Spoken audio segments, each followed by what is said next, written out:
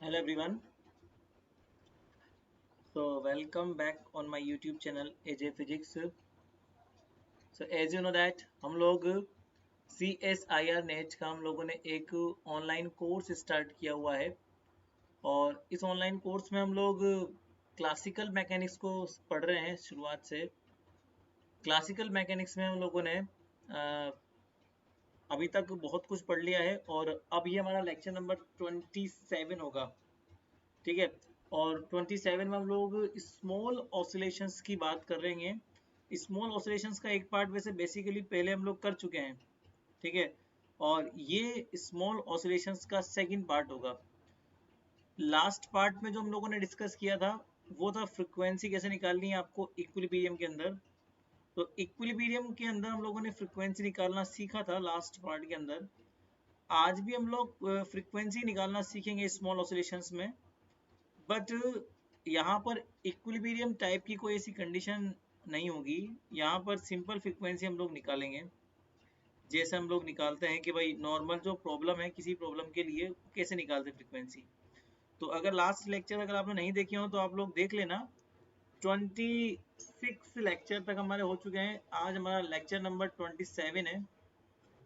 ठीक है। तो प्लेलिस्ट में जाना, आपको सब मिल जाएगा वहाँ पे। और कंप्लीट प्रिपरेशन अगर आपको करनी है तो आप लोग अपने नोट्स को प्रिपेयर करें, क्योंकि नोट्स प्रिपेयर करने से आप लोग रिवीजन कर पाओगे और रिवीजन करोगे तो आपका प्रिपरेशन कंप्लीटली माना जाएगा। अगर आपको कोई भी प्रॉब्लम आती है then you can join our Telegram group. आप लोग वहाँ पे टेलीग्राम के अंदर अपना प्रॉब्लम सेंड कर सकते हैं, कमेंट कर सकते हैं, वीडियो के ऊपर कमेंट करेंगे तब भी आपको मिल जाएगा। ठीक है। और साथ ही साथ अगर आपको लाइव इंटरेक्शन करना है, अगर आपको लाइव प्रॉब्लम सोल्व करनी है, लाइव क्लास लेनी है, तो आप लोग अनअकैडमी लर्निंग ऐप डाउनलोड कर सकते हो। वहाँ भी आप लोगों को मैं मिल जाऊंगा लाइवली, तो आप वहाँ पर भी मुझसे लाइव इंटरेक्शन कर सकते हो। चलिए फटाफट से हम लोग देखते हैं। देखो, प्रॉब्लम्स निकालने के लिए बहुत इजी सी बात यह है कि आपको काइनेटिक एनर्जी और पोटेंशियल एनर्जी का नॉलेज होना चाहिए। अगर आपको पता है कि प्रॉब्लम का काइनेटिक एनर्जी क्या है, उसका पोटेंशियल एनर्जी क्या है, तो आप लोग निकाल सकते हो आराम से। देखो, स्मॉल ऑसिलेशंस के लिए काइनेटिक पोटेंशियल निकालने का केवल एक फॉर्मूला आपको याद रखना है जिससे आप फ्रीक्वेंसी निकाल सकते हो। वी आई जे माइनस का omega square T I J square is equal to क्या होता है, जीरो। आप लोगों ने पढ़ा भी होगा इस फॉर्मूले को, एमएससी में बहुत बार आता है ये फॉर्मूला। तो एमएससी लेवल में हम लोग इस फॉर्मूले को पढ़ते हैं। ठीक है ना। अब यहाँ पे आप देखो, यहाँ पर वी आई जे बराबर क्या होता है, simply V I J simply क्या होता है यहाँ पे, माइनस का ओमेगा स्क्वायर माइनस का, sorry,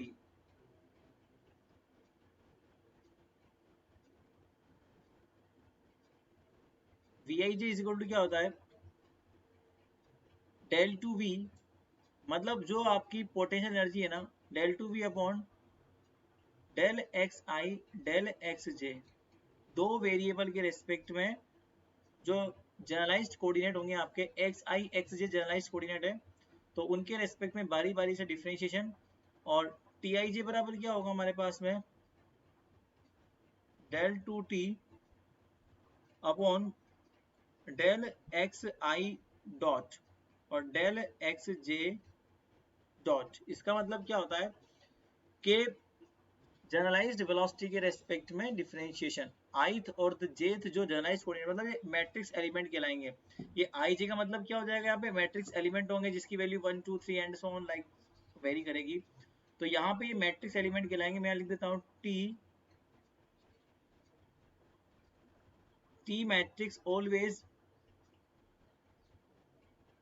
T matrix always diagonal. मतलब आप जब मैट्रिक्स एलिमेंट बनाओगे ना इसके, तो डायगोनल पे ही आपको मिलेगी टी मैट्रिक्स। और वी मैट्रिक्स जो होगी ना, वी मैट्रिक्स ऑलवेज सिमेट्रिक। अब ये सिमेट्रिक और डायगोनल का मतलब क्या होता है, अभी हम लोग जब क्वेश्चन करेंगे तो आपको समझ में आ जाएगा कैसे कैसे इसको निकालना है। ठीक है ना। अगर यहाँ पे कंडीशन है, if omega is equal to zero is actually a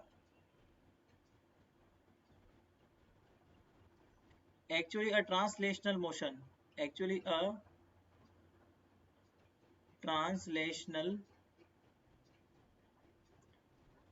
motion. So we can say that, so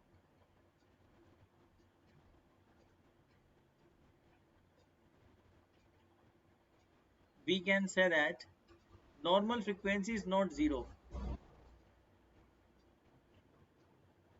Normal frequency is not zero. That is, normal frequency is translational. That is, normal frequency is a translation. आप समझना इस चीज को, actually होता क्या है, कल हम लोगों ने जो पढ़ा था ना स्मॉल ऑसिलेशंस, उसमें इक्विलिब्रियम कंडीशन के अंदर हम लोगों ने क्या निकाली थी, फ्रीक्वेंसी निकाली थी। बट मान लो अगर इक्विलिब्रियम कंडीशन नहीं है, नॉर्मल कंडीशन है, नॉर्मल फ्रीक्वेंसी आपको निकालनी है, फंडामेंटल फ्रीक्वेंसी अगर आपको निकालनी है जहाँ पे कोई इक्विलिब्रियम का कंसेप्ट अवेलेबल नहीं है, तो हम लोग क्या करेंगे कि इस तरह से निकालेंगे, जैसे मैंने आपको समझाया अभी के अभी, कि आपको उसका काइनेटिक एनर्जी निकालना है, आपको निकालना है उसका पोटेंशियल एनर्जी निकालना है, और इस तरीके से एक मैट्रिक्स एलिमेंट जनरेट करना है। फ्रीक्वेंसी जीरो नहीं हो पाएगी। अगर फ्रीक्वेंसी जीरो हो गई ना, इसका मतलब वो ट्रांसलेशन मोशन एक्चुअली में होगा ना। तो अगर आपको नॉर्मल फ्रीक्वेंसी निकालनी है तो नॉर्मल ट्रांसलेशनल मोशन के करस्पॉन्डिंग ये बात आएगी जो होगी। अब यहाँ पे एक नोट डाउन करेंगे हम नोट को, सिंपली एक नोट लगा लीजिए यहाँ पे। नोट क्या है वो समझना। नोट ये है, for the small oscillation, for the small oscillation, for the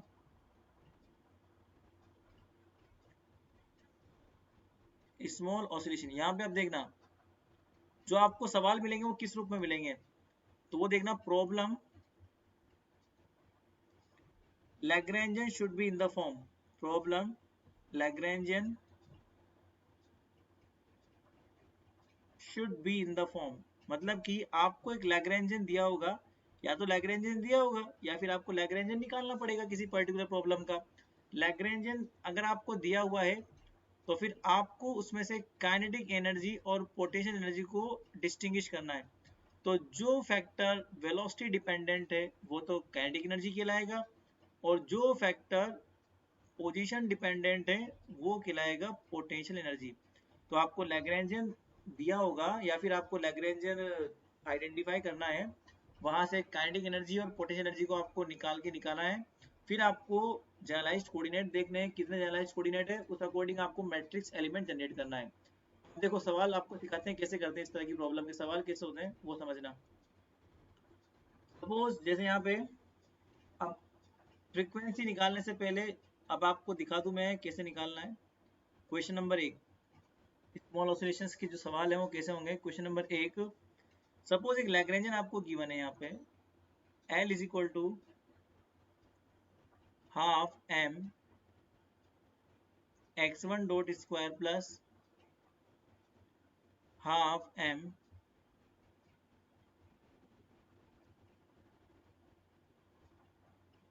x2 dot square plus half m x3 dot square plus half k x1 square plus twice of x2 square plus x3 square minus का twice of x1 x2 minus का twice of x2 x3।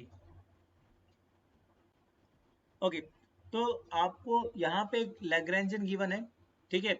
अब आपको matrix element बनाने हैं पहले। What do you mean by matrix element? इसका मतलब ये होता है पहले आपको काइनेटिक एनर्जी की मैट्रिक्स बनानी है, देन पोटेंशियल एनर्जी की मैट्रिक्स बनानी है। ओके, तो यहाँ पे हमें काइनेटिक एनर्जी और पोटेंशियल को अलग अलग करना पड़ेगा। अब देखो मैट्रिक्स एलिमेंट बनाना कोई बड़ी बात नहीं है। जैसे ये जो स्टार्टिंग वाला पार्ट है, जो वेलोसिटी डिपेंडेंट पार्ट है, ये तो कहलाता है काइनेटिक एनर्जी। और जो पीछे वाला पार्ट है ये कहलाता है पोटेंशियल एनर्जी। अब T I J minus V I J बराबर हम लोग सिंपली लिखते हैं ओमेगा स्क्वायर के साथ में 0।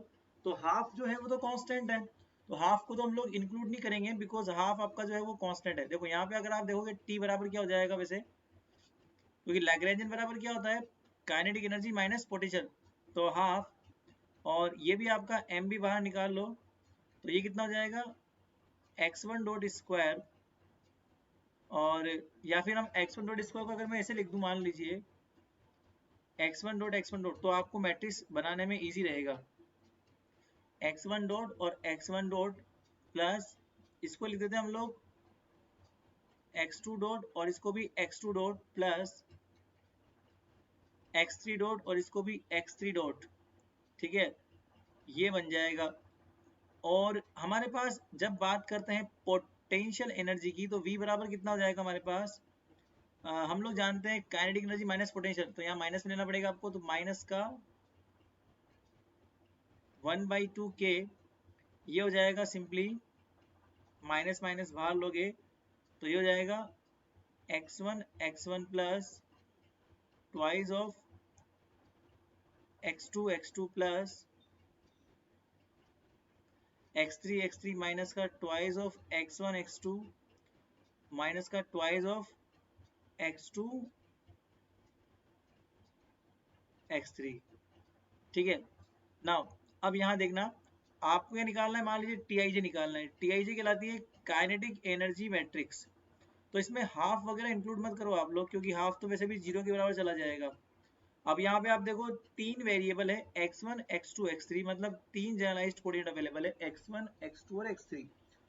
तो हमें क्या करना है, पहले टीआईजे निकालना है, तो 3/3 की मैट्रिक्स बनेगी यहाँ पे, 3/3 क्या बनेगी यहाँ पे मैट्रिक्स।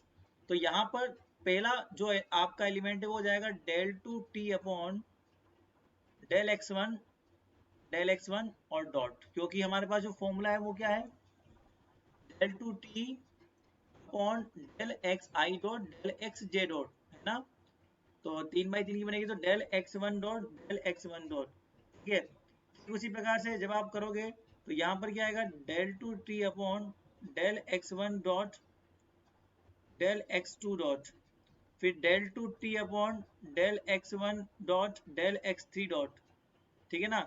फिर 2 डॉट 1 डॉट, फिर 2 डॉट, फिर 2 डॉट 3 डॉट, समझ में आ रहा है आप लोगों को, 3 1 और 3 2 और 3 3 वाला। इस तरह से आप लोग समझ गए होंगे मैं क्या लिखने वाला हूँ। तो चलो मैं ये करने वाला हूँ, क्या करता हूँ देखो यहाँ पे। तो पहले हम x1 डॉट के रेस्पेक्ट में डिफरेंशिएट करेंगे तो क्या आ जाएगा, पीछे वाले वेरिएबल सारे 0 हो जाएंगे क्योंकि कहीं भी x1 डॉट नहीं है, केवल आगे वाले में है। तो कितना बच जाएगा m x1 डॉट, फिर वापस से उसको x1 डॉट के रेस्पेक्ट में डिफरेंशिएट करें तो कितना बच जाएगा, केवल m बच जाएगा। फिर देखो अब अगर आप t के अंदर पहले x1 डॉट को डिफरेंशिएट करेंगे फिर x2 डॉट करेंगे तो 0 आ जाएगा, यहाँ भी 0 आ जाएगा।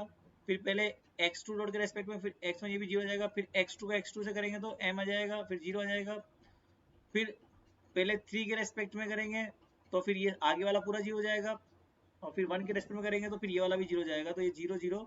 अब आप समझ गए कि एट्रिक्स बनेगी। तो मैंने आपको ऊपर ही लिखाया था कि जो काइनेटिक एनर्जी मैट्रिक्स होती है ना जनरली वो एक डायगोनल मैट्रिक्स होती है। आप देखो यहाँ पे मैंने लिखाया था आप लोगों को काइनेटिक एनर्जी मैट्रिक्स जो होती है वो जनरली क्या होती है, एक डायगोनल मैट्रिक्स। तो आप देखो यहाँ पे क्या लिख रहा है, आपको दिख रहा होगा एक डायगोनल मैट्रिक्स बन गई यहाँ पे ना।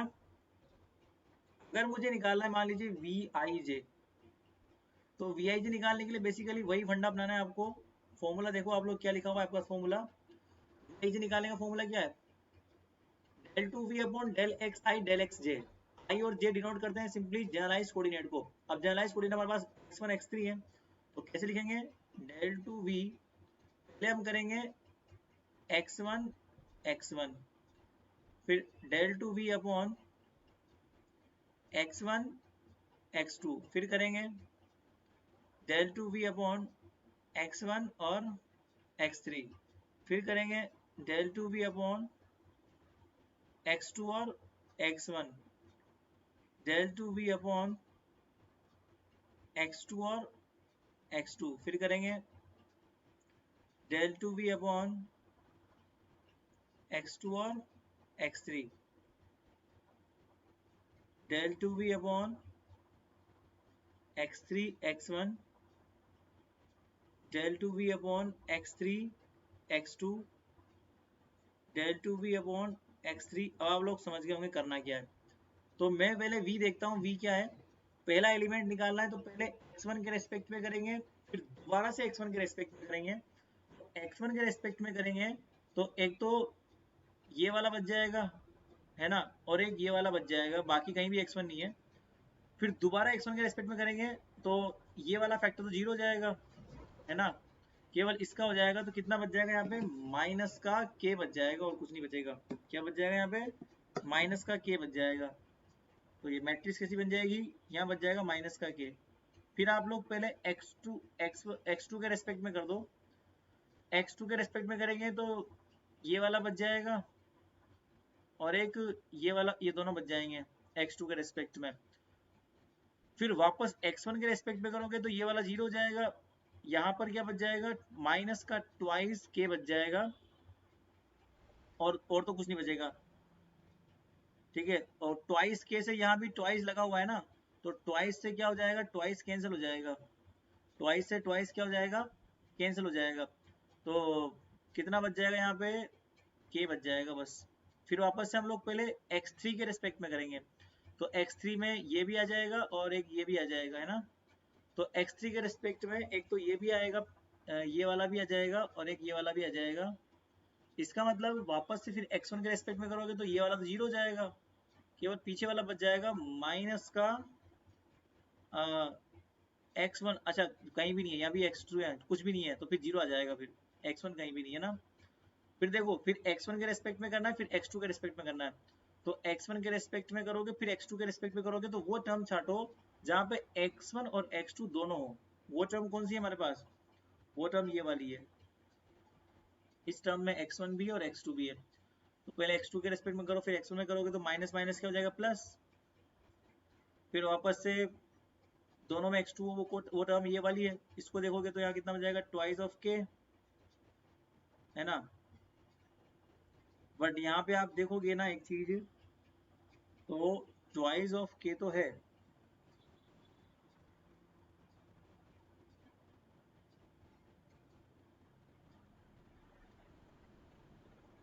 ओके। पहले आपने क्या किया, x2 के रेस्पेक्ट में किया तो ये बच गया, फिर x2 में किया तो फिर ये बच गया।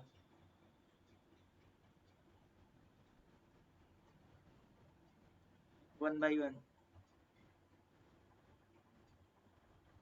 और फिर देखो x2 का कहीं पे और कुछ है क्या, और कहीं पर कुछ भी नहीं है।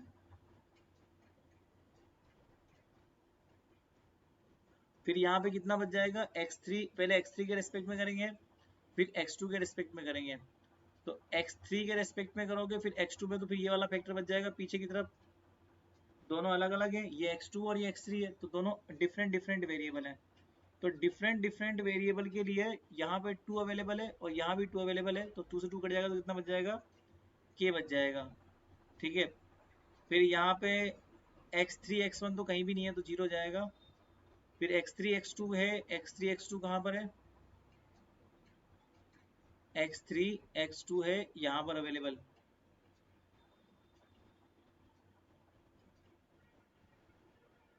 x3 x2 है यहाँ पर अवेलेबल, x3 x2 इस वाले पे अवेलेबल है। इसको सोल्व करेंगे तो कितना हो जाएगा, k बच जाएगा और ये बच जाएगा माइनस का k। तो जब सेम वेरिएबल आ जाते हैं ना, x1 x1 x2 x2 x3 x3, तो वहां पर ये 1/2 काउंट नहीं करते हैं। और जब डिफरेंट वेरिएबल आते हैं, जैसे मान लो x1 x2 आ गया, x2 x3 आ गया, तो इस 1/2 को काउंट करते हैं, क्योंकि वो जीरो के बराबर पुट हो जाता है, वरना अगर नहीं करोगे तब भी नहीं होगा, इसमें कोई बड़ी बात नहीं है। तो 1/2 को काउंट करना इस बात पर डिपेंड करता है, ठीक है, कि आपने सेम वेरिएबल लिए हैं या डिफरेंट डिफरेंट वेरिएबल हमने लिए हुए हैं। तो बस ये दो मैट्रिक्स आपको कन्वर्ट करनी है, उसके बाद तो फिर आपको वी माइनस का ओमेगा स्क्वायर वी करना है, आइगन वैल्यू निकालनी है। सो फोर आइगन वैल्यू, मतलब इन्हीं का जो आइगन वैल्यू है ना, वही आपका ओमेगा कहलाएगा। So four eigen values V minus का ओमेगा स्क्वायर टी बराबर 0। तो दोनों मैट्रिक्स को आप लोग ऊपर आपने जो बनाई है, दोनों मैट्रिक्स तो वी की बनाई है, और एक टी आई। तो टी आई जे वाली मैट्रिक्स में तो ओमेगा स्क्वायर का मल्टीप्लाई कर दो, और मल्टीप्लाई करोगे ओमेगा स्क्वायर का उसको इस वी आई जे की मैट्रिक्स से माइनस कर देना, तो एक नई मैट्रिक्स बन जाएगी, उसको जीरो के बाद पुट कर देंगे हम लोग। कैसी बनेगी वो मैट्रिक्स? वो बन जाएगी इस तरीके से, माइनस का के माइनस एम ओमेगा स्क्वायर, फिर के, फिर जीरो, फिर के, और फिर हो जाएगा माइनस का 2k minus M omega square, और ये के, जीरो, के, और ये माइनस का के माइनस एम ओमेगा स्क्वायर बराबर क्या हो जाएगा? 0। इसको सोल्व कर लेंगे हम लोग, जो जैसे आप लोग सिंपली सोल्व करते हो मैट्रिसेस को, ठीक वैसे ही आपको इसको सोल्व करना है। जैसे पहले हम लोग ये वाला एलिमेंट लेंगे, तो माइनस का के माइनस एम ओमेगा स्क्वायर, फिर इसके डिटरमिनेंट को सोल्व कर लेंगे, ये क्रॉस ये करना पड़ेगा आपको, तो ये क्रॉस ये करोगे तो कितना हो जाएगा? माइनस माइनस प्लस, तो ये हो जाएगा 2k plus M omega square, और ये k plus M omega square, k plus M omega square और माइनस का k स्क्वायर। ठीक है, और फिर सेकंड स्लॉट सोल्व करेंगे तो माइनस k, मतलब इसको सोल्व करना पड़ेगा आपको, तो ये करना पड़ेगा, ये माइनस ये करना पड़ेगा, तो कितना हो जाएगा? माइनस का k और k plus M omega square minus 0, और बराबर क्या हो जाएगा? कंप्लीटली 0। बस अब इसको थोड़ा सा और सोल्व करेंगे, नीचे आ जाओ, थोड़ा सोल्व करेंगे, तो ये माइनस यहाँ से कॉमन निकाल लो, यहाँ से माइनस कॉमन निकाल लो, फिर यहाँ से माइनस कॉमन निकाल लो, कॉमन निकाल के 0 के बाद पुट कर दो, और सिंपली सोल्व करो इसको, तो ये हो जाएगा k plus M omega square, brackets को मल्टीप्लाई कर दो सिंपली, और कुछ नहीं करना, 2k square plus m4 omega 4 plus 3k m omega square और माइनस k स्क्वायर, ये हो जाएगा माइनस k स्क्वायर और k प्लस m। बस ये ब्रैकेट्स को मैंने ओपन कर दिया और कुछ नहीं है। नाउ इसको थोड़ा और सोल्व करेंगे, तो ये हो जाएगा k plus m omega square,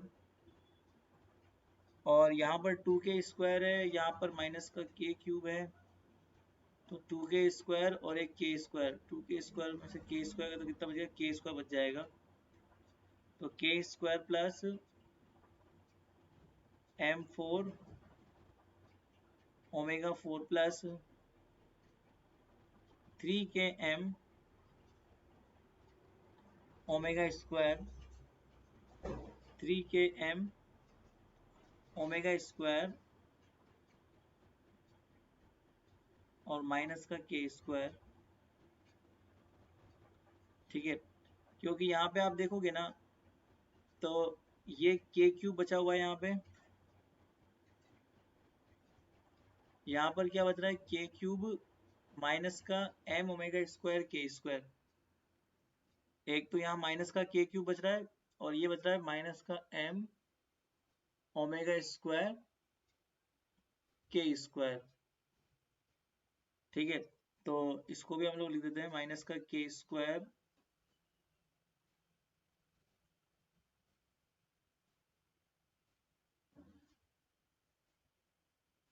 तो यहाँ से कॉमन ले लो, देखो ये कॉमन ले लो, क्योंकि यहाँ से आप लोगों ने क्या किया? k plus M omega square को बाहर ले लिया, तो ये जो फैक्टर है ना, इस फैक्टर को मैंने बाहर ले लिया, तो ये बच गया माइनस k के बराबर 0।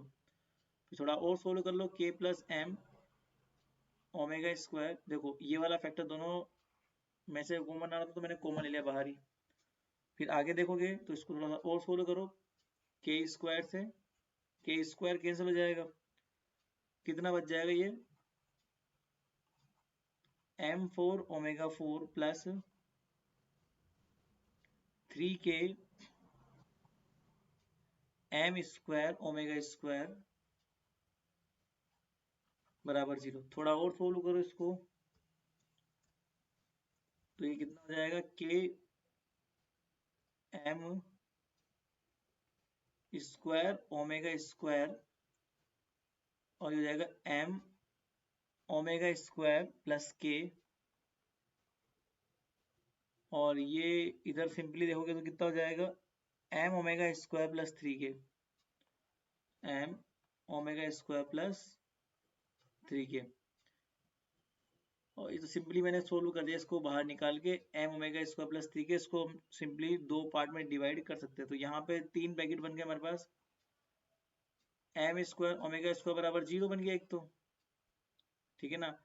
और एक क्या बन गया हमारे पास, m omega square plus k बराबर 0 बन गया, ठीक है। और एक क्या बन गया, m omega square plus 3k बराबर 0 बन गया। तो ये तीन स्लॉट हो गए, इन तीनों को सोल्व करेंगे तो एक तो फ्रीक्वेंसी आएगी ओमेगा बराबर 0, और एक फ्रीक्वेंसी आएगी omega is equal to under root k upon m, under root k upon m, और एक फ्रीक्वेंसी आएगी omega is equal to under root 3 k upon M. तो इस तरीके से आपको सोल्व करना है, ठीक है ना।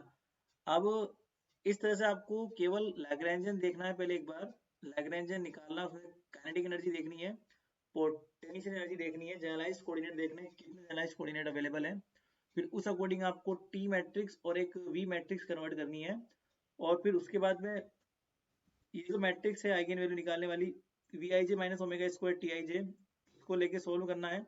और यहाँ पे एक बात याद रखनी है, अगर सेम वेरिएबल है ना, x1 x1 x2 x2 x3 x3, तो यहाँ पे 1/2 को इंक्लूड नहीं करना, अदरवाइज 1/2 को इंक्लूड आपको करना है, ठीक है ना।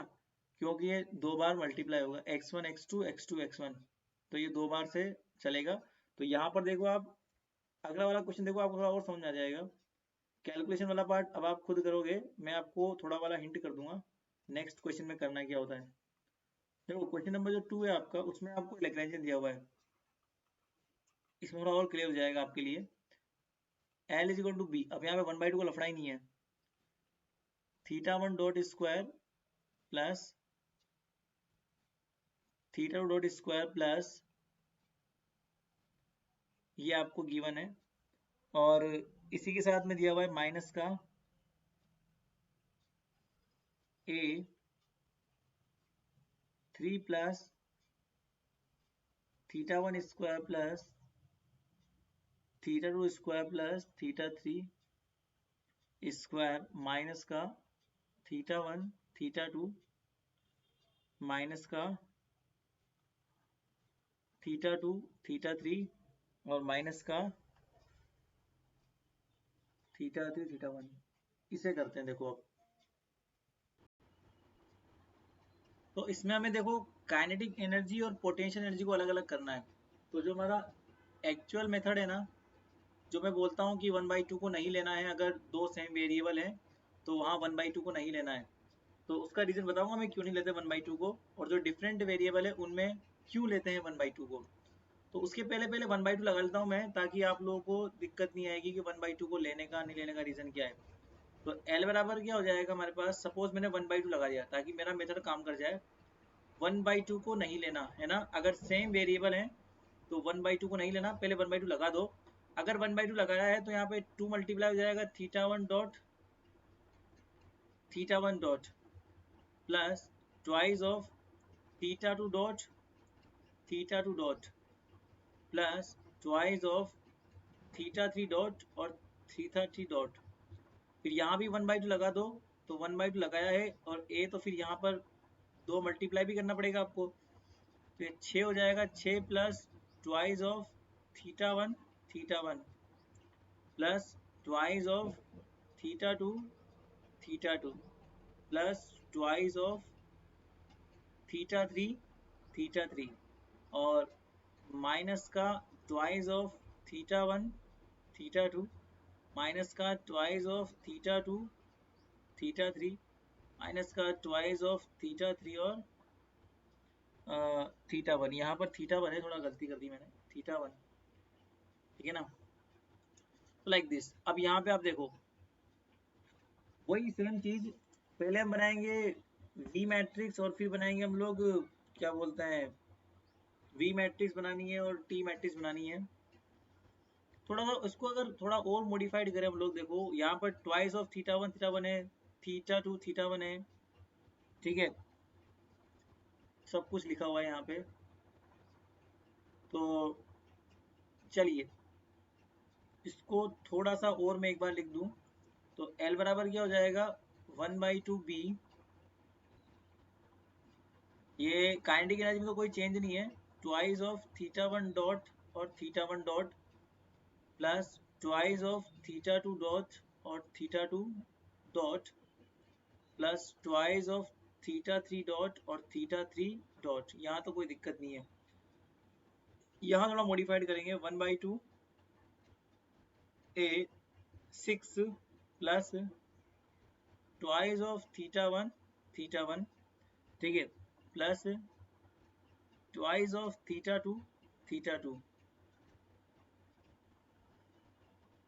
और प्लस ट्वाइस ऑफ थीटा 3, इसमें तो कोई दिक्कत वाली बात नहीं है। यहाँ नीचे देखना, अब इसको मैं ऐसे लिख दूं मान लो, तो कोई दिक्कत नहीं आएगी ना, माइनस का थीटा 1 थीटा 2 माइनस का थीटा 2 थीटा 1, एक ही बात है, ट्वाइस कर सकते हो आराम से, बट मुझे डिफ्रेंशिएट करने में आसानी होगी इससे। अगर मैं ऐसा लिखूंगा तो उससे डिफ्रेंशिएट करने में मुझे आसानी होगी, बिकॉज मुझे डिफ्रेंशिएशन में जो मैट्रिक्स बनाऊंगा ना मैं, उसमें पहले 2 के रेस्पेक्ट में डिफ्रेंशिएट करना है, फिर 3 के रेस्पेक्ट में करना है, फिर ऐसे ही एक बार 3 के रेस्पेक्ट में करना है और एक बार 2 के रेस्पेक्ट में करना है, तो उससे आसानी हो जाएगी। और माइनस का थीटा 3 और ये थीटा 2 हो जाएगा, फिर माइनस का थीटा 3 और थीटा 1, माइनस का थीटा 1 थीटा 3 है ना।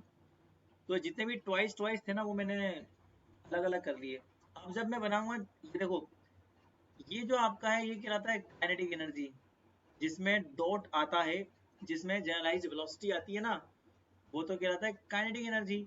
और जिसमें डॉट नहीं आता, जो सिंपल जनरलाइज्ड कोऑर्डिनेट है, वो कहलाएंगे जनरलाइज्ड वेरिएबल्स, ठीक है ना। तो हम लोग जब टीआईजे की बात करेंगे, तो टीआईजे में पहले थीटा 1 वाला आएगा पहले, तो थीटा 1 वाले में ये वाला हो जाएगा, और ये दो इंक्लूड नहीं करना है क्योंकि दोनों सेम वेरिएबल है, थीटा 1 है, तो दो इंक्लूड नहीं करना, तो यहाँ पे कितना जाएगा, ट्वाइस ऑफ बी, बाकी जगह जीरो क्योंकि डायगोनल एलिमेंट बनेंगे वो। तो फिर थीटा 2 दोनों सेम वेरिएबल है, तो 1/2 इंक्लूड नहीं करना, तो कितना हो जाएगा, ट्वाइस ऑफ बी, फिर जीरो, और फिर जीरो जीरो, यहाँ पे कितना हो जाएगा, ट्वाइस ऑफ बी। ठीक उसी प्रकार से जब मैं बनाऊंगा पोटेंशियल एनर्जी की बनाऊंगा मैं, वी आई जे बनाऊंगा, तो वी आई जे में देखो ये तो 6 है, तो 6 का तो कोई रोल है नहीं, ये तो डिफरेंशिएट होकर जीरो देगा। अब थीटा 1 वाला करेंगे हम लोग, तो दोनों थीटा 1 ये वाले हैं, तो दोनों सेम वेरिएबल है, तो ये 1/2 इंक्लूड नहीं करना है, तो कितना हो जाएगा यहाँ पे, सिंपली ट्वाइस ऑफ ए हो जाएगा, क्योंकि यहाँ पर क्या लगा हुआ है, माइनस। लैग्रेंजियन बराबर क्या होता है, kinetic energy minus potential energy, तो माइनस के बाद में जो भी लिखा हुआ है वो सब क्या है, पोटेंशियल एनर्जी आपका है। तो ट्वाइस ऑफ ए, और उसके बाद में क्या आता है, थीटा 2 यहाँ भी ये वाला आएगा, तो वहां भी 1/2 इंक्लूड नहीं करना, तो ट्वाइस ऑफ ए हो जाएगा। फिर थीटा 3 इसमें 1/2 इंक्लूड नहीं करना आपको, तो कितना हो जाएगा, सेम वेरिएबल का ट्वाइस ऑफ ए। अब यहाँ पे थीटा 1 थीटा 2 आता है, वो अलग अलग वेरिएबल है, तो वहां पर 1/2 इंक्लूड करना है।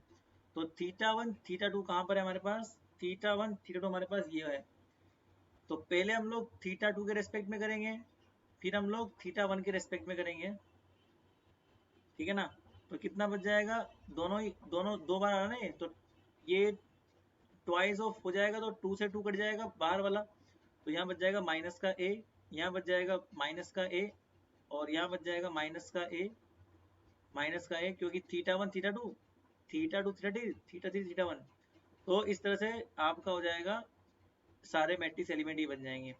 अब रीजन सुन लो, मैं जो आपको बोलता हूँ ना कि सेम वेरिएबल होते हैं तो टू इंक्लूड नहीं करना है, डिफरेंट तो करना है, तो देखो उसका रीजन सिंपल सा है कि यहाँ पर एक्स्ट्रा समझना, वो रीजन क्या है, जब मैं del two we upon delta theta one करता हूँ, सेम वेरिएबल है मान लो, जैसे मान लो ट्वाइस ऑफ है थीटा वन है ना, मैं इसका कर रहा हूँ, तो पहले मुझे डेल्टा वी को थीटा वन के रेस्पेक्ट में करना पड़ेगा, तो डेल्टा अपॉन डेल्टा, इसको तो कांस्टेंट रख दो और इस टू को भी रख दो कांस्टेंट। तो मैं कैसे करूंगा, पहले इसका होगा डिफरेंशिएशन और पहले वाला क्या हो जाएगा कांस्टेंट, फिर प्लस, फिर इसका होगा और दूसरा वाला क्या हो जाएगा कांस्टेंट। ओके, ऐसा हो जाएगा। इसका मतलब ये कितना हो जाएगा, फिर दोबारा से डिफरेंशिएट करूंगा मैं इसको, एक बार और करूंगा तो ट्वाइस ऑफ ये हो जाएगा वन और ये हो जाएगा वन, तो ये कितना हो जाएगा फोर हो जाएगा, है ना, फोर हो जाएगा। और अब यहाँ पे अगर आपने पहले से ही 1/2 लगा रखा है तो 1/2 आपको करना पड़ेगा, एंड तक 1/2 चलेगा, 1/2 तो अंत तक क्या आएगा, यहाँ पे 2 आएगा। इसका मतलब 2 लेके आप चले और वापस से कितना आया, 2 आया।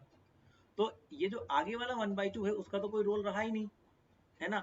इसलिए मैं बोलता हूँ कि अगर सेम वेरिएबल है तो उसको हम लोग 2 को इंक्लूड नहीं करेंगे, 1/2 को इंक्लूड नहीं करेंगे, और डिफरेंट वेरिएबल तो 1/2 को इंक्लूड करना पड़ेगा।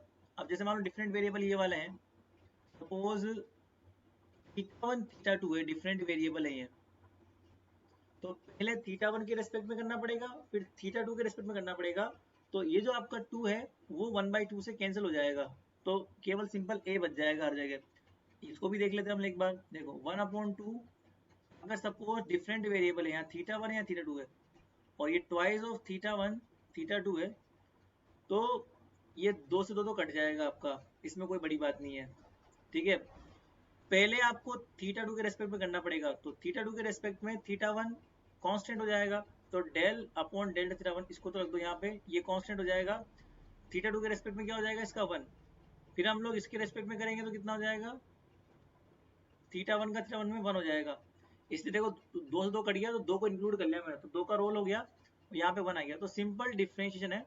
और डायरेक्टली आप तो याद रखो, अगर सेम वेरिएबल है तो फिर आपको आगे वाला 1/2 इंक्लूड नहीं करना है, और सिंपली जो दिया हुआ है, जैसे यहाँ पे 2 दिया हुआ है तो 2 को 2 पुट कर देना है। अब आपको समझ आएगा डिफरेंशिएट कैसे करना है आपको, है ना। ये तो नॉर्मल डिफरेंशिएट, इसमें कोई दिक्कत नहीं, तो बस मैट्रिक्स बन गई है आपकी। तो मैट्रिक्स बनने के बाद में फिर आपको इसका आइगन वैल्यू निकालना है, वही बी आई जे माइनस का omega square T I J बराबर 0 करना है, ठीक है ना। तो जो आपके मैट्रिक्स थे उसमें वैल्यूज पुट कर दो, और फिर आपकी बन जाएगी मैट्रिक्स ऐसी बन जाएगी। बस इसको फिर सोल्व करना है आपको। अब वो सोल्व आप कर लेना, मैं इसको सोल्व करके सीधा आपको आंसर दिखा दे रहा कितना आएगा। ये माइनस का ए है, ये माइनस का ए है, ये माइनस का ए है, और ये ट्वाइस ऑफ ए माइनस का twice of omega square b, और ये माइनस का ए है, यहाँ पर हो जाएगा माइनस का ए, ये हो जाएगा माइनस का ए, और ये हो जाएगा ट्वाइस ऑफ ए माइनस का twice of omega square b बराबर 0। अब ये आपकी मैट्रिक्स है, इसको आप सोल्व करना, और सोल्व करने के बाद में आपके पास ओमेगा के जो वैल्यूज आएंगे बता देना मैं आपको क्या क्या वैल्यू आएंगे। After solving it you will get omega square 0, एक तो ये मिलेगा आपको, और एक ये मिलेगा omega square is equal to 3a upon B,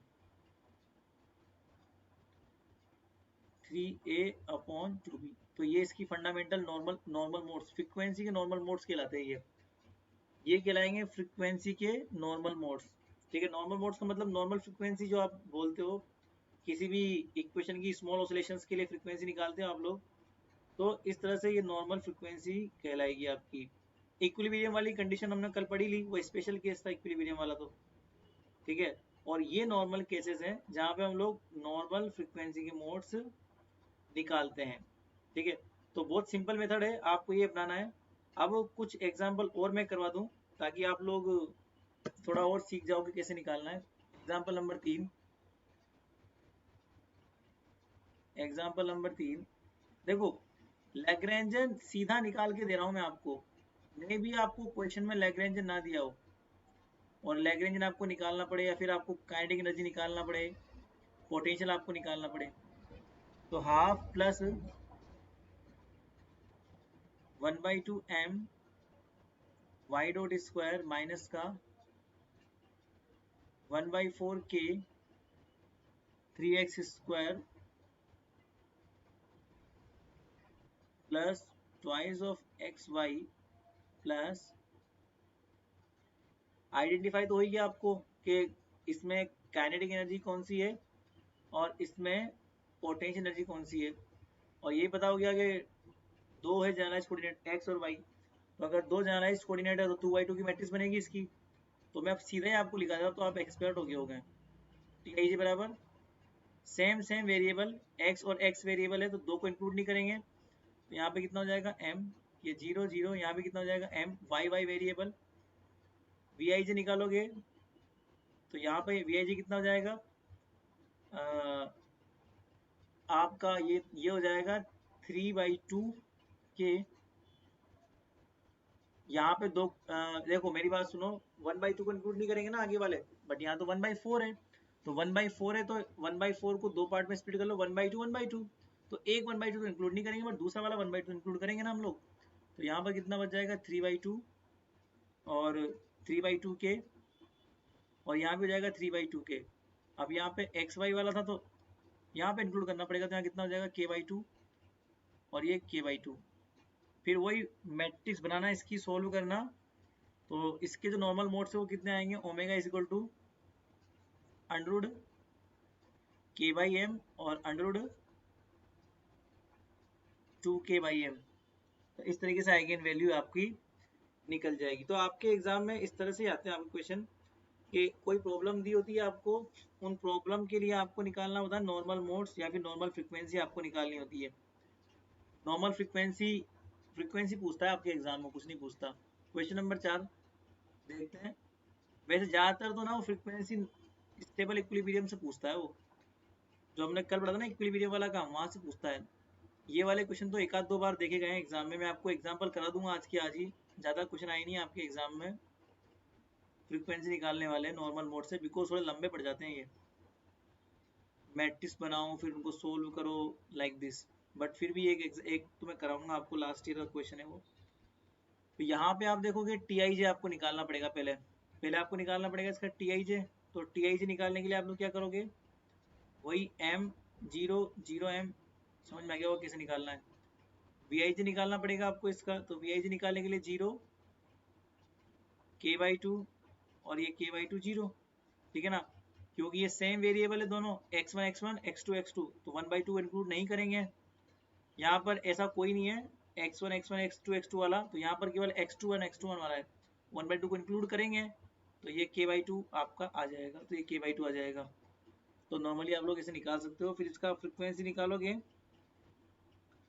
तो इसका जो फ्रीक्वेंसी है वो कितना आएगा, ओमेगा स्क्वायर कितना आएगा इसका, k/2m और k/2m। आप जब सोल्व करोगे तो ये आएगा, ये आपका होमवर्क रहेगा, इसको सोल्व करके लेके आना, ठीक है। अगर आप सोल्व नहीं होता है तो आप मुझसे पूछ सकते हो, अदरवाइज बिना सोल्व करे तो इसको लेके आना ही मत, ठीक है, उतारना ही मत डायरेक्ट आंसर इसके, क्योंकि डायरेक्ट आंसर लिखने से कोई फायदा नहीं होगा ज़्यादा, थोड़ा सा आपको सोल्व तो करना पड़ेगा इसको, है ना। अब जैसे अगला एग्जाम्पल है, मान लीजिए डबल पेंडुलम का एग्जाम्पल ले लेते हैं अपन लोग, एग्जाम्पल नंबर 5 सपोज। अब कुछ एग्जाम्पल आपके नॉन एग्जाम्पल रहेंगे ये जो आपको समझाने हैं। सपोज डबल पेंडुलम का एग्जाम्पल है, डबल क्या कपल्ड बोलते हैं इसको, डबल तो नहीं बोलते हैं, it is called coupled pendulum like this. ये मैंने आपको कराया था कपल्ड पेंडुलम, इसको ले लेते हैं हम एक बार। कपल्ड पेंडुलम मान लीजिए स्प्रिंग लगी हुई है ना, ये इसका θ1 है, ये इसका θ2 है, दो ऑसिलेशन मोड है इसके, ये मास m है, ये भी मास m है, दोनों के मास सेम है, ये इसका सेपरेशन x1 है, ये इसका सेपरेशन कितना है x2 है, ठीक है। तो अगर स्मॉल ऑसिलेशन की बात की जाए, मान लीजिए इस ऑसिलेशन स्मॉल है, तो कोण बराबर चाप बटे त्रिज्या, arc is equal to sorry angle is equal to arc upon radius, तो इसका ये l लेंथ मान लो, तो ये angle is equal to arc upon radius, ये आपका आर्क है जो डिस्प्लेसमेंट है। ये एल आपका रेडियस है और थीटा क्या है आपका एंगल है। तो थीटा टू बराबर कितना हो जाएगा, angle is equal to arc upon radius. ठीक है, तो लैग्रेंजन जो निकालना आपको सिखाई दिया था मैंने आपको, लैग्रेंजन तो अगर निकालना, वैसे आपको देगा वो लैग्रेंजन, क्योंकि आपसे इतना मेहनत नहीं करवाएगा, आप लोग छोटे छोटे बच्चे हो, आपसे इतनी मेहनत नहीं करवाएगा वो। या तो लैग्रेंजन पूछेगा या फिर आपको लैग्रेंजन देगा और लैग्रेंजन दे के आपको फ्रिक्वेंसी पूछेगा। तो चलो मैं आपको सीधा ही बताता, इसकी काइनेटिक एनर्जी हमने निकाली थी, क्या निकाली थी, दो मासेस हैं तो दो काइनेटिक एनर्जी टर्म आएगी, m x1 dot square plus m, अगर आपको पता हो इस प्रॉब्लम में नहीं निकाला था। अब आपको समझ में आ गया होगा इसका टीआईजी कितना आएगा, इसका टीआईजी कितना आएगा, m0 0 m, ये निकाल के लेके आना। पोटेंशियल एनर्जी अगर हमको निकालना है तो जितने मासेस हाइट कंटेन करते हैं उतनी टर्म आती है।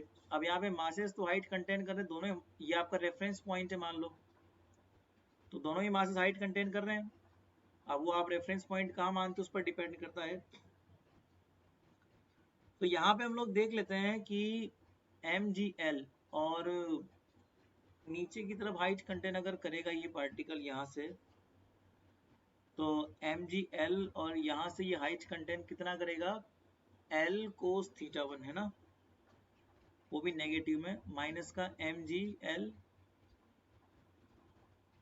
cos थीटा 1 माइनस का mgl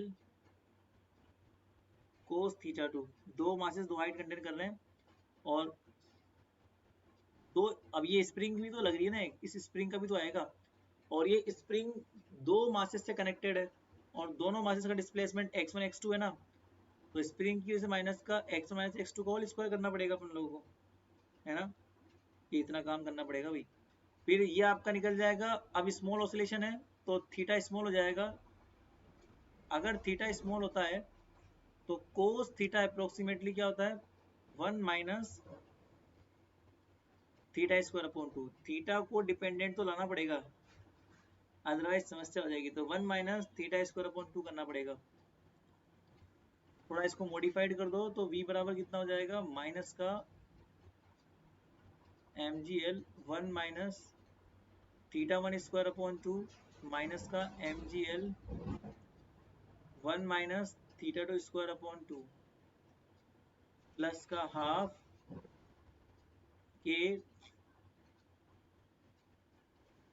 अब यहाँ पे x1 x2 वेरिएबल है ना, ये हो जाएगा x1 माइनस x2 का whole square.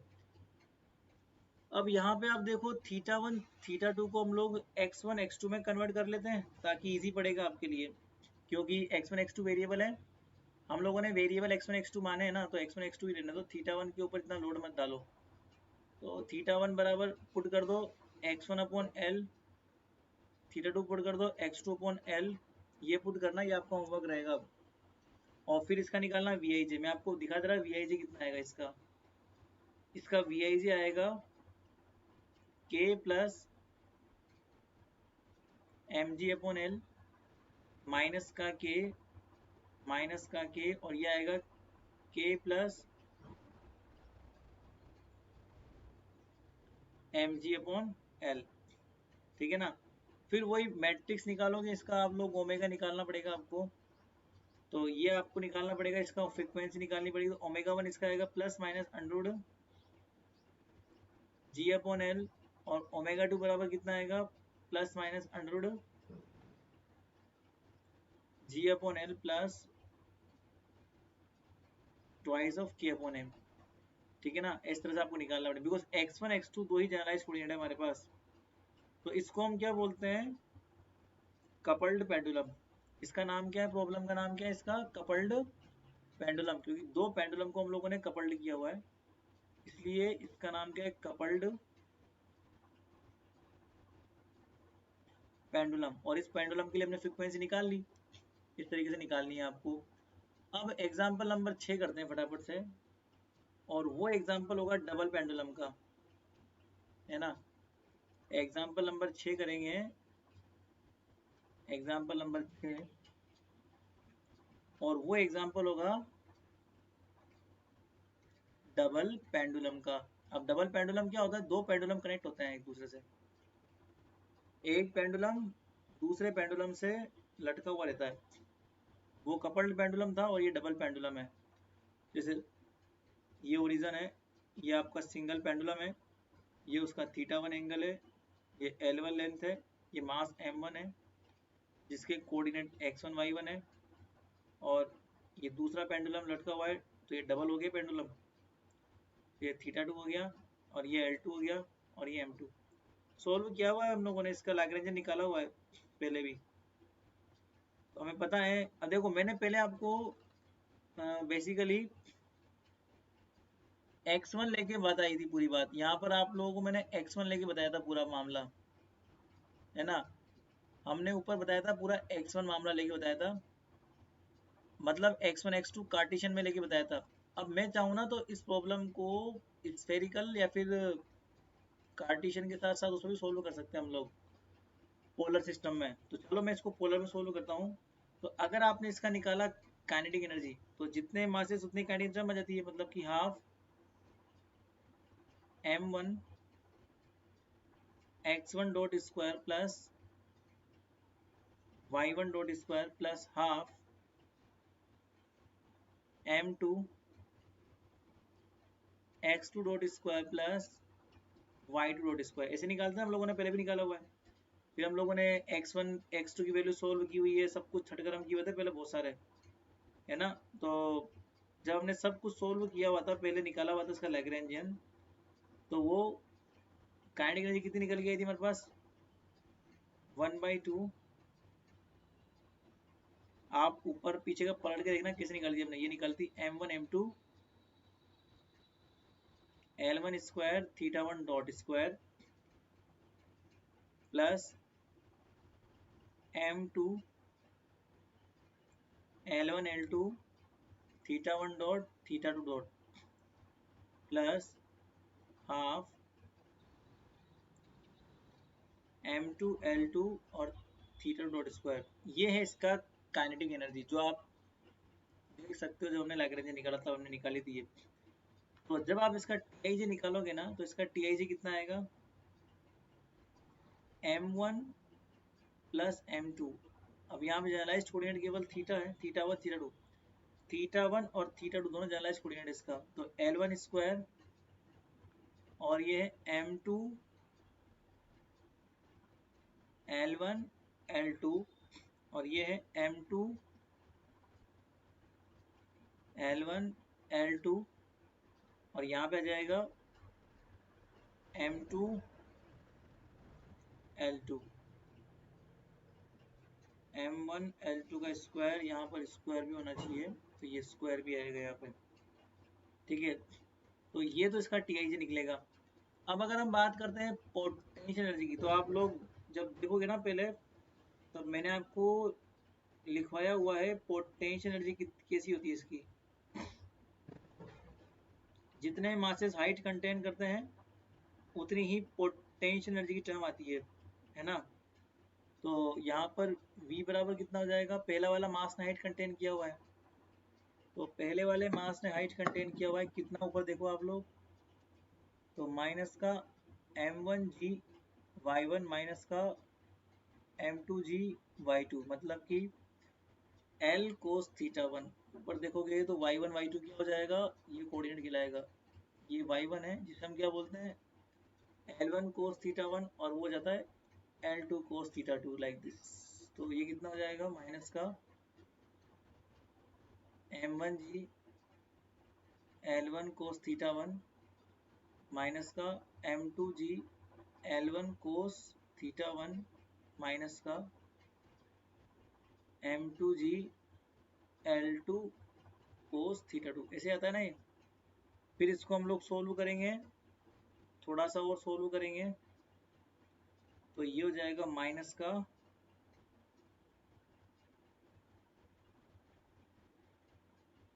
m1 plus minus का m1 plus m2 g L1 cos θ1 minus का m2 g L2 cos theta 2। ठीक है, रेफरेंस पॉइंट पर डिपेंड करेगा आपने रेफरेंस पॉइंट कहाँ माना है। रेफरेंस पॉइंट नीचे माना होगा तो प्लस में आ जाएगा, रेफरेंस पॉइंट ऊपर माना होगा तो माइनस में आ जाएगा, उसमें कोई बड़ी बात नहीं है।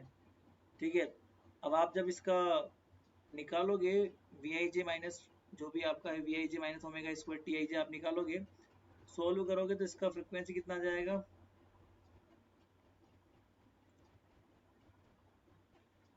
और उससे पहले भी आपको ये कोस को चेंज करना पड़ेगा ना, स्मॉल ऑसिलेशन है ना, तो स्मॉल ऑसिलेशंस के लिए हम लोग जानते हैं कि cos theta 1 approximately 1 minus theta 1 square upon 2, cos theta 2 approximately 1 minus theta square upon 2, ये करना पड़ेगा आपको स्मॉल ऑसिलेशन के लिए। फिर उसके बाद में ये करके जब आप सोल्व करोगे ना इसको, मैं बता दूं आपको वी आई जे कितना जाएगा, आपका वी आई जे आपके पास आ जाएगा m1 plus m2 L1 square, sorry L1 ही आएगा क्योंकि वहाँ तो G लगा हुआ है ना, तो m1 प्लस m2 इंटू जी L1, ये हो जाएगा 0 क्योंकि कहीं भी थीटा 1 थीटा 2 मल्टीप्लाई वाली टर्म नहीं है, और यहाँ पर भी 0, और यहाँ पर कितना हो जाएगा m2g L2। फिर इसको आप जब सोल्व करोगे इसकी फ्रीक्वेंसी निकालोगे तो ओमेगा 1 का स्क्वायर बराबर आ जाएगा g अपॉन L 2 प्लस √2, और ओमेगा 2 का स्क्वायर आ जाएगा g अपॉन L 2 प्लस √2, यही सेम ही आएगी इसकी फ्रीक्वेंसी, अलग अलग नहीं आएगी।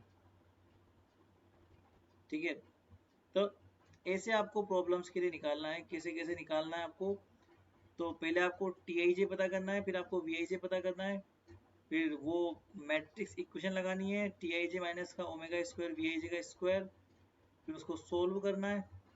ठीक है ना, तो लैग्रेंजियन निकालना आपको सिखा रखा है मैंने।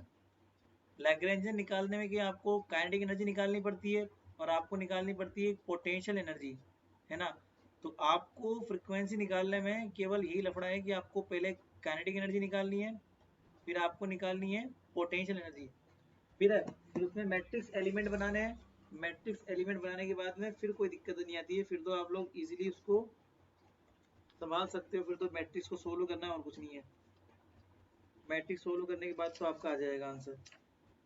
ठीक है ना, अब जैसे आपको एक क्वेश्चन करवाते हैं जो दिसंबर 15 में आया था, ये एक क्वेश्चन ही है जो नॉर्मल मोड से आया था, अदरवाइज तो इक्विलिब्रियम से आता है वो क्वेश्चन। बस ये एक क्वेश्चन दिसंबर 2015 में आया था, उसमें क्या था मैं बता दूं आपको, एक लैग्रेंजियन दिया हुआ था। लैग्रेंजियन कुछ इस प्रकार से था आपका, half m q1 dot square plus twice of m q2 dot square minus का k 5/2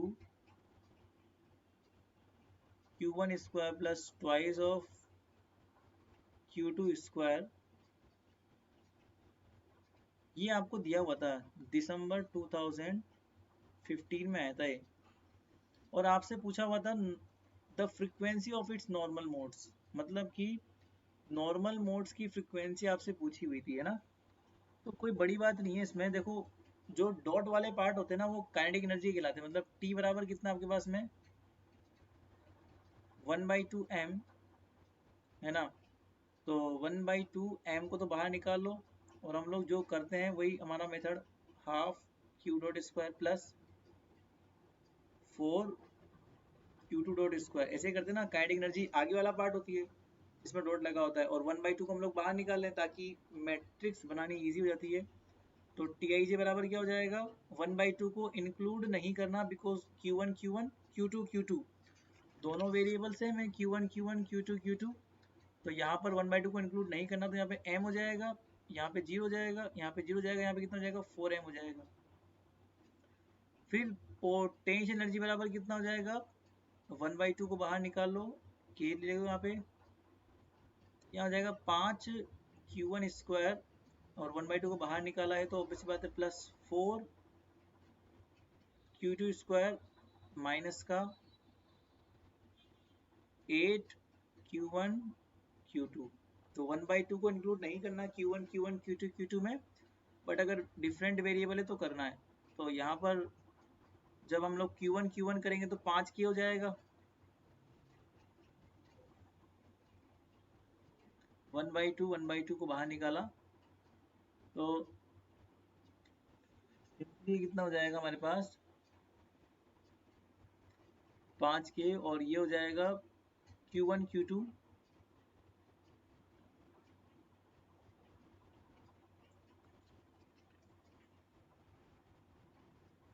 अच्छा 1/2 को बाहर निकाला, उल्टा कर दिया मैंने, सॉरी। का अगर 1/2 को बाहर निकाला है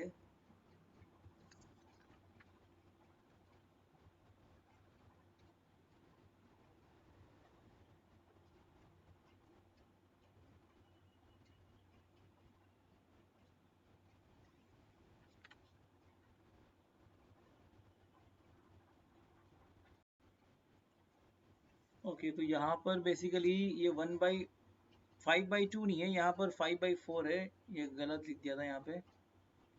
तो यहाँ पर ये क्या है 5/4 है, तो 1/2 को बाहर निकालो तो 5/2 बच जाएगा। यहाँ पे 1/2 को बाहर निकालोगे तो सिंपली 1/2 इंक्लूड नहीं करना तो कितना बच जाएगा 5/2, और ये हो जाएगा K। और यहाँ पे 1/2 को इंक्लूड नहीं करना है तो Q1 Q2 Q2 है, तो यहाँ पर ये कितना हो जाएगा Q1 Q2, और यहाँ पर Q2 का है तो 1/2 को इंक्लूड 4K हो जाएगा, है ना। और Q1 Q2 में 1/2 को इंक्लूड करना है तो कितना हो जाएगा, यहाँ पर ये है, यहाँ पर ये ट्वाइस लिखा हुआ है, यहाँ पर ये ट्वाइस लिखा हुआ था, तो यहाँ पर अगर आप निकालोगे तो 4 हो जाएगा, है ना। मैंने क्वेश्चन गलत लिख दिया, तो यहाँ पर ट्वाइस है, यहाँ पर 4 हो जाएगा, 1/2 को इंक्लूड करना है तो कितना हो जाएगा यहाँ पे सिंपली माइनस का ट्वाइस के हो जाएगा, और यहाँ पर भी कितना हो जाएगा माइनस का ट्वाइस के, बस ये हो गया। अब आपको वही क्वेश्चन लगानी है, Vij माइनस का ओमेगा स्क्वायर Tij बराबर 0, ठीक है। जब आप ये लगाओगे तो ये कितना बच जाएगा 5/2 K माइनस का M ओमेगा स्क्वायर माइनस का 2K यहाँ हो जाएगा, यहाँ माइनस का 2K हो जाएगा, और यहाँ पे हो जाएगा 4K minus 4M omega square बराबर 0। बस इसको सोल्व कर लो, ये आपकी मैट्रिक्स बन गई। अब इस मैट्रिक्स को आपको फाइनली सोल्व करना है। सोल्व कैसे करते हैं मैं आपको यहाँ दिखा दे रहा साइड में, देखो यहाँ पर एक तो आपको 5/2K माइनस का M ओमेगा स्क्वायर 2/2 की मैट्रिक्स से तो हो जाएगी सोल्व, 4K माइनस का 4M omega square minus 4K square बराबर 0। तो जब इसको हम कन्वर्ट करेंगे इक्वेशन की फॉर्म में तो ये ऐसी इक्वेशन बन जाएगी omega square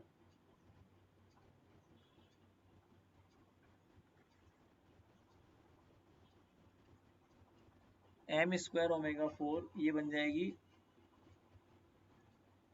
M square omega 4 minus का 7/2 KM ओमेगा स्क्वायर प्लस का 3/2 और K स्क्वायर बराबर 0। फिर ये जैसे बन गई आपकी equation ax square plus bx plus c, इस तरह की क्वेश्चन है तो आप श्रीधराचार्य फॉर्मूला इसमें लगा देना, श्रीधराचार्य फॉर्मूला लगा देना, -b plus minus under b square minus 4ac/2 है, ठीक है। तो अब यहाँ पर ये कैसे लिखेंगे हम लोग, तो यहाँ पर लिखने के लिए सबसे बड़ा अच्छा तरीका ये है कि माइनस आपको ये फॉर्म बनानी है, पहले तो ax square plus bx plus c वाली फॉर्म बनानी है। तो अगर मान लीजिए मैंने इसमें k स्क्वायर का डिवाइड कर दिया सपोज, अगर मान लो मैंने के स्क्वायर का डिवाइड कर दिया तो ये कितना हो जाएगा, एम स्क्वायर ओमेगा 4 अपॉन के स्क्वायर माइनस का यहाँ कितना बच जाएगा 7/2 एम ओमेगा स्क्वायर अपॉन के प्लस 3/2 बराबर 0, है ना। अब यहाँ पर हम लोग इस इक्वेशन को ऐसे बोल सकते हैं ना कि A X square plus B X plus C बराबर 0, जहाँ पे ए बराबर 1, एक्स बराबर क्या हो जाएगा एम ओमेगा स्क्वायर बाई के, और बी बराबर क्या हो जाएगा माइनस का 7/2, और सी बराबर कितना हो जाएगा 3/2। तो बस श्रीधराचार्य फॉर्मूला लगा देना, और वो फॉर्मूला लगाने के बाद में आप जब सोल्व करोगे इसको तो सोल्व कितना जाएगा आपके पास ओमेगा बराबर अंडरवुड के अपॉन 2m और अंडरवुड 3k अपॉन m। तो ये आपके ओमेगा के सॉल्यूशन आ जाएंगे, अंडरवुड k अपॉन 2m और अंडरवुड 3k अपॉन m, ठीक है ना। इसको मैं सही लिख दूं तो इससे आपका निकल जाएगा। तो ये फ्रीक्वेंसी के ऐसे फॉर्मूले आपके आते हैं। अगर आपसे फ्रीक्वेंसी पूछेगा तो लैग्रेंजन आपको देगा, आप टेंशन मत लो, क्योंकि इतना बड़ा सवाल वो देगा नहीं कि आपको लैग्रेंजन भी निकलवाए और फ्रीक्वेंसी भी निकलवाए। और फ्रीक्वेंसी निकालने के लिए आपको इस तरह से काम में लेना है, ठीक है ना। और कोई इसका ढंग का तरीका नहीं है, सबसे बढ़िया मेथड यही वाला है। नॉर्मल मोड निकालने के लिए, नॉर्मल फ्रीक्वेंसी निकालने के लिए आपको यही मेथड यूज में लेना है। अगर इक्विलिब्रियम कंडीशन दे तो कल वाला मेथड आपको बता ही दिया मैंने, इक्विलिब्रियम के लिए हम लोगों ने कल कैसे सोल्व किया था वैसे सोल्व करना है, ठीक है ना। तो ये खत्म हो जाएगा। अब हम कल से पढ़ेंगे बहुत इंपॉर्टेंट टॉपिक जिसका नाम है कैनोनिकल ट्रांसफॉर्मेशन। बहुत इंपॉर्टेंट है, 5 नंबर का सवाल आएगा आपका कैनोनिकल से। तो कैनोनिकल हम लोग कल से स्टार्ट करेंगे। Thank you so much, bye bye.